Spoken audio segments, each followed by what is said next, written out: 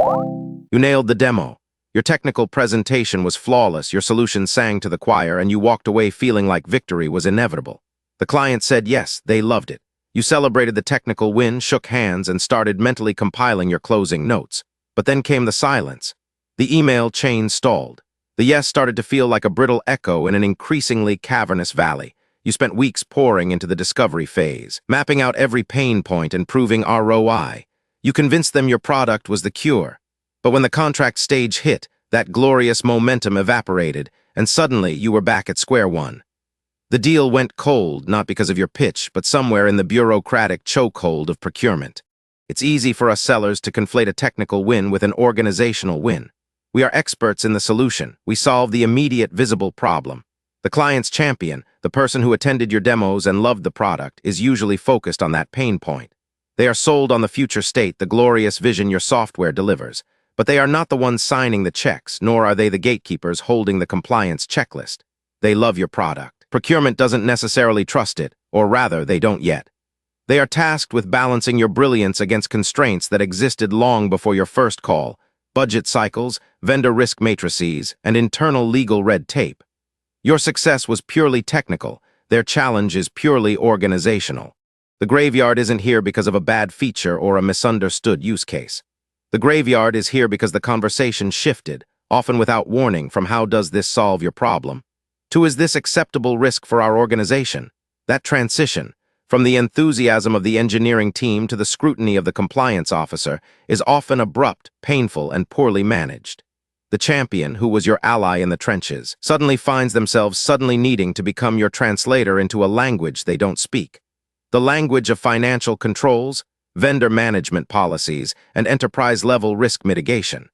If you haven't proactively guided them through this shift, you are walking into a verbal ambush. So how do you survive this transition? You have to become more than just a product expert. You must evolve into a quasi-consultant on the client's internal ecosystem. This means you need to identify at the beginning of the sales cycle not just who your buyer is, but who the gatekeepers are. It's not enough to know the VP of X. You need to know the legal counsel, the procurement specialist, and perhaps even the CFO's compliance analyst. You need to map their individual fears before you ever reach the proposal stage. Your goal shifts from proving value to de-risking their adoption. When you are in those early stages, and you see the procurement team is going to be involved, your pitch must incorporate their language. It's not enough to say our system is robust. You need to be prepared to say our system maintains SOC 2 type Roman II compliance and offers granular audit trails necessary for your internal risk framework. You aren't just selling software. You are offering a reduction in their organizational liability. You are shifting the conversation from "what does it do?" to "how much headache will this not cause us?" This subtle but profound shift is the difference between a signed contract and an indefinitely tabled evaluation. And let's talk about the pricing trap. Sometimes the deal dies not because of a feature gap, but because of an expectation gap that formed during the excitement of discovery. The champion hears perfect fit, and they subconsciously anchor on a certain value proposition, often equating perfection with an unspoken pricing level. When you present the reality of your enterprise structure, the necessary add-ons, the implementation timelines, the maintenance costs, that initial emotional high meets a cold, hard spreadsheet. If you haven't already run the financial modeling scenarios with procurement in mind, if you haven't walked through TCO, total cost of ownership, from day one, that pricing presentation becomes a fatal confrontation, not a logical conclusion. The ultimate survival skill is patience, but not the passive kind. It's an aggressive form of persistence. When the ball is in procurement's court, you don't just wait. You are managing the process. You are asking smart questions about their internal timelines, not theirs. You are saying, "We understand the compliance review takes X weeks," and you are asking, "What inputs do you need from us to accelerate that process?" You are becoming a facilitator of their internal journey, not merely a hopeful supplicant waiting for approval. This proactive engagement diffuses the feeling of abandonment and keeps your solution top of mind, viewed as a partner in their due diligence, not just a vendor awaiting payment.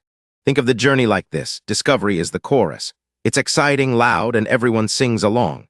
The procurement phase is the solo performance. It's quieter, it's technical, and it demands flawless execution of every detail. The chorus is about possibilities. The solo is about probabilities. Your job in that final act is to eliminate doubt. You must move beyond being the visionary and become the reassuring expert who confirms. Yes, this is not only possible, but it fits perfectly within your existing framework, budget, and risk tolerance. The difference between a technical win and an organizational roadblock is the difference between it works and we can deploy it. The first validates your product. The second validates your process. If you are going into a large enterprise sale, you must treat the procurement cycle not as an obstacle to jump over, but as a collaborative process to navigate together. You bring your knowledge of the product. They bring their institutional knowledge of themselves. When you combine those two maps, you don't just find a sale. You chart a shared path to mutual success. So if you want to move from the pile of near misses into a consistent flow of closed-won business, start earlier. Don't wait for the demo to end before you think about legal and finance. Start thinking about them on day one. Arm yourself with the language, the documentation, and the strategic patience to guide your champion through every bureaucratic hurdle. Master the maze, and you don't just survive procurement, you conquer it. And that is where the real enterprise sales mastery lies. Your action plan. 1. Identify all organizational gatekeepers early. 2. Speak compliance and risk language. 3. Shift focus to liability reduction.